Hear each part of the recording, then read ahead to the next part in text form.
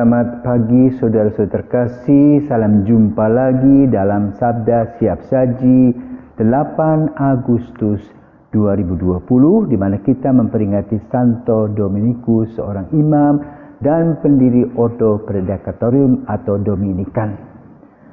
Marilah kita berdoa dalam nama Bapa dan Putra dan Roh Kudus. Amin. Allah Bapa yang arif bijaksana, Santo Dominikus dengan warta kebenarannya telah menyelamatkan umat-Mu pada masa yang lalu.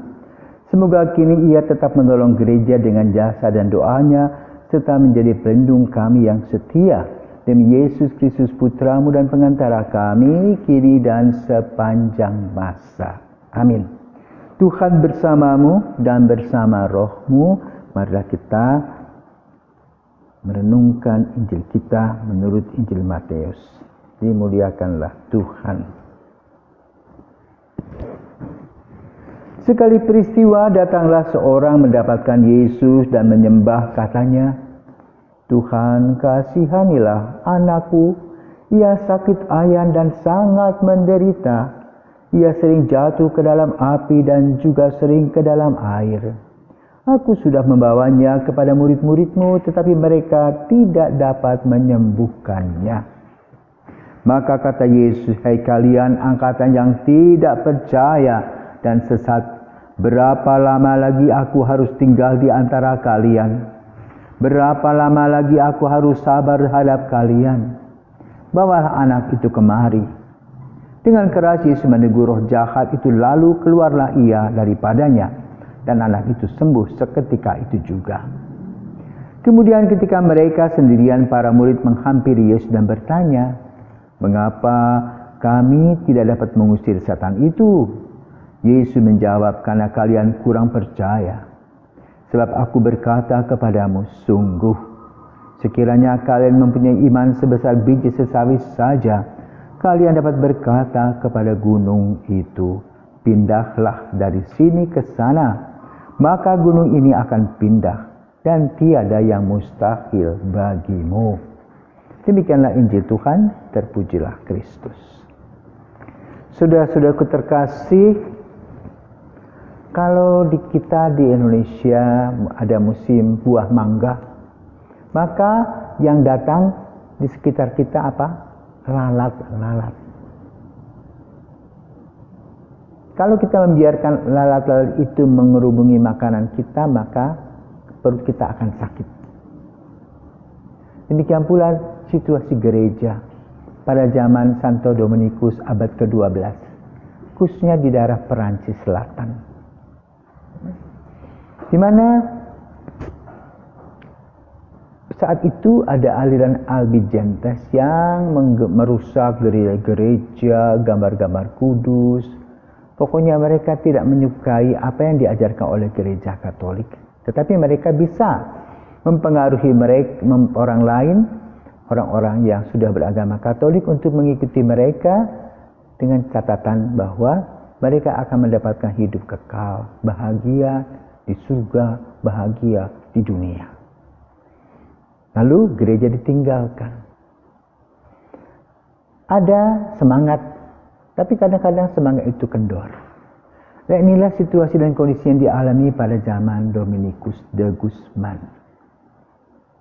Dia sebetulnya orang yang pandai, yang berasal dari keluarga ningrat. Sang ayah bernama Felix de Guzman dan ibunya juga seorang biata bernama Yohana dari Asa.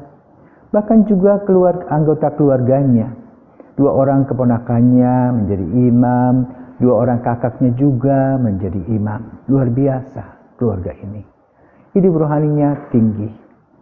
Dominikus melihat situasi gereja yang boleh dikatakan dalam pewartaannya lemah. Khotbah-khotbah tidak menyentuh, mungkin kurang persiapan dan sebagainya. Maka kemudian dia terjun ke dalam apa yang harus dilakukannya. Menjadi pewarta kabar gembira yang handal. Dan banyak orang yang bisa datang kembali dan masuk di dalam gereja. Dominikus pun juga memulai dengan rosario.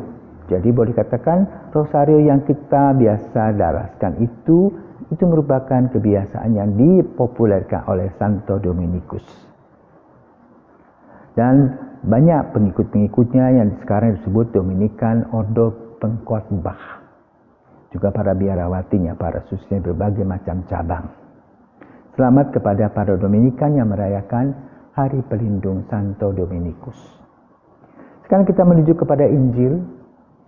Injil hari ini diambil sesuai dengan apa yang dialami oleh Dominikus, di mana orang-orang yang sudah diutus kurang percaya. Seperti para murid. Para murid tidak bisa mengusir roh-roh kegelapan karena kurang percaya. Sering kita berbicara tentang masalah eksorsisme. Ada orang-orang atau imam-imam yang memang boleh katakan memperdalam eksorsisme itu dengan bertapa, ya, dengan berdoa supaya bisa mengusir roh-roh kegelapan. Tetapi ada juga yang main-main saja. Karena itu, mari saudaraku terkasih, kita kembali melihat diri kita masing-masing agar apa yang sudah Tuhan berikan kepada kita kecil tetapi dapat kita kembangkan. Seperti biji sesawi yang tumbuh di tanah yang subur bisa menjadi sebuah pohon di mana burung-burung bisa bersarang. Iman yang kita miliki harus kita kembangkan setiap saat, bukan hanya menikmati yang baik-baik saja, tetapi juga berani menghadapi segala macam kesulitan melalui pengorbanan-pengorbanan yang telah dilaksanakan oleh Yesus. Yaitu Yesus memikul salib, Yesus disalibkan, Yesus berani berkurban, Yesus berani berkata benar melawan arus. Dan itulah yang harus kita lakukan. Maka kita tidak hanya mencari kesukaan, kenikmatan kita, tetapi kita harus mencari kebahagiaan. Santo Dominikus telah mencari kebahagiaan dengan memberi dirinya, berpikir keras bagaimana caranya berkhotbah, mengajak orang kembali ke gereja untuk menemukan kembali mutiara-mutiara yang sudah Yesus berikan kepada kita melalui sakramen permandian. Semoga kita diberkati dan selamat beraktivitas.